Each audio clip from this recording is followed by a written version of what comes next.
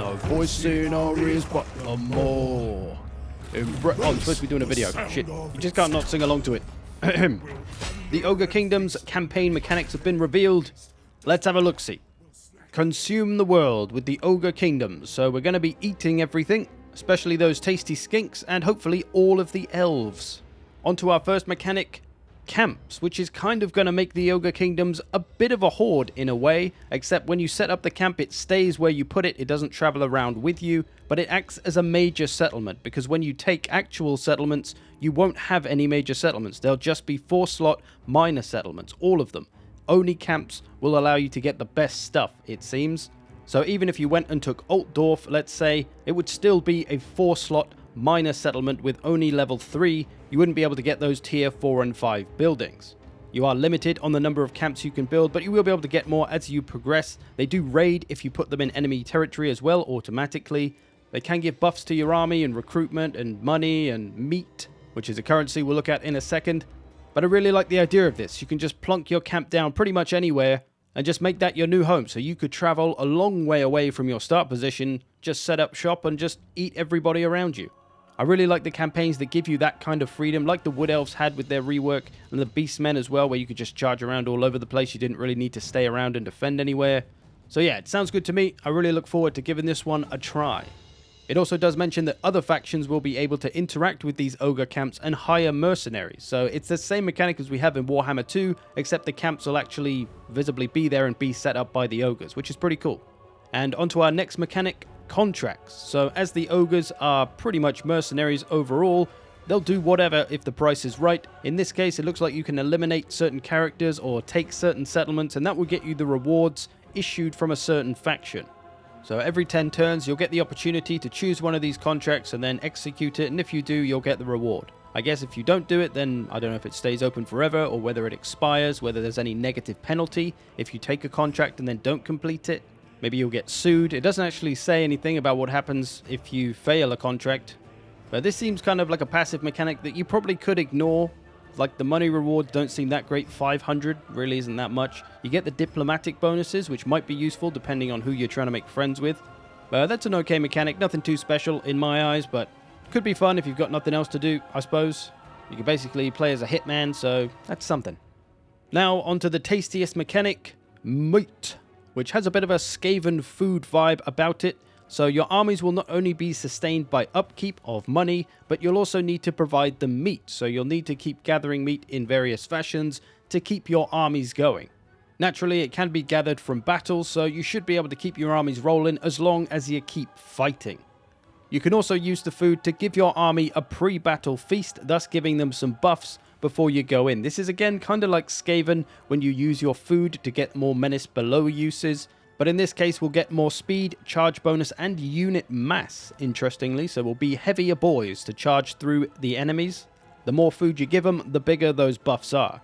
You can also use the food to offer it to the Great Maw, which can give you buffs such as extra melee attack, more campaign movement range, decreasing global recruitment times, or giving you winds of magic reserves. So basically, meat is the unique currency of the ogres, and you can use it for various things, although it will be most importantly used for the upkeep of your armies, but you can use it to buff yourself with campaign effects or battle effects as well. And on to the last unique mechanic, big names. So this is kind of an ogre making a name for himself for doing something specific, and that will give a certain buff to that ogre lord. So you can kind of complete missions essentially to unlock a title. You can then equip that title for your lord, and it will give them a buff in some way. So you can see the examples they've given here. We've got Arspelcher, which will reduce enemy leadership when that lord is nearby. So that's the big name, the title that you can get. So I guess this guy would be Thrug Arspelcher. Or if he put down a camp, he'd unlock the Camp Maker big name, which means he'd get +1 control to the local province, so that's public order.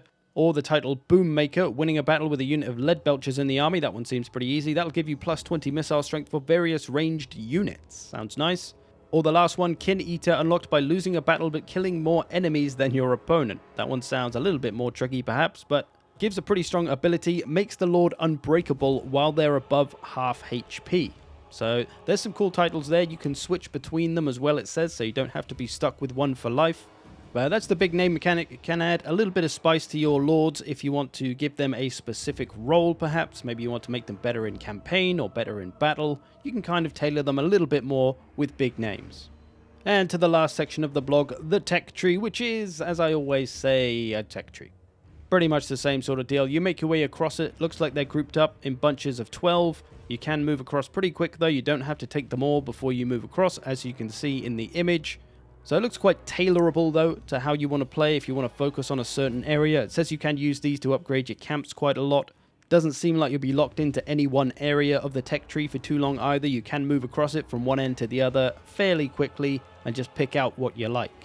So there we go. That's all the campaign mechanics for the ogres. It does say that they don't automatically declare war on everybody like the demon races do, so you'll be able to take your time a little bit more and play how you like rather than having to go super aggressive on everybody all of the time. And this sounds pretty attractive to me. This sounds like the kind of campaign I really enjoy. As I mentioned, I like the ones with freedom to do what you like. Maybe one day I'll wake up and fancy going to try and take Ulthuan, take the big donut for myself. Well, I could do that with the Ogre Kingdoms. I can sail over there, set up camp and start taking settlements and whittle those damn dirty elves down and eat them all. They'll scream and they'll run, but that's part of the fun, right? But what do you reckon? How are you feeling about the Ogre Kingdoms? Are you a fan or no? Do these mechanics sound fun? Hopefully we'll also have the roster reveal not too far away so we can see how the army might play as well, because that's going to be a big decider for me. If the army playstyle is fun, I'll be all over them. It should be good. I think it'll be quite aggressive, but they do have some ranged options, so they don't have to be full-on aggressive like Norska or the Vampire Counts. They'll hopefully have a few options on how they approach battles, and it's not just going to be all smashing ogres forward and taking everybody out that way. You do have those lead belchers, so we'll have some kind of longer ranged missile infantry. Maybe they've got kind of a Ushabti great bow kind of deal going on. Their missiles are going to be pretty hard hitting and they'll have that good range. We'll have to see. Hopefully we'll find out in a couple of days. But there we go. Hope you've enjoyed this. Thanks for watching. Sing it with me. No voice in our ears but the more we raise the sound of its tone.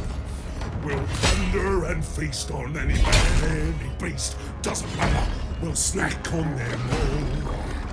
The stragglers we did consume are dropped in our sacrifice too. They scream and they run, but there's